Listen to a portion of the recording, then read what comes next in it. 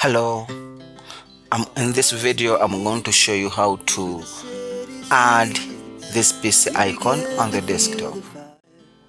From your desktop, right click and select personalization.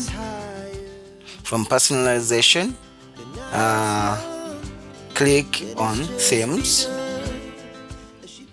From themes, look for related settings. From related settings, click on desktop icon settings. From desktop icon settings, check the word computer and click on OK. So we're going to close this.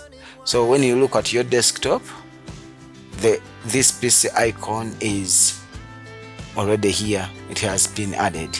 Thank you guys. Thank you for watching. That is how you add this PC icon on the desktop. If you find this video helpful, please don't forget to subscribe and hit a notification button. So in case I upload new videos, you'll be able to easily find them. Thank you. Bye bye.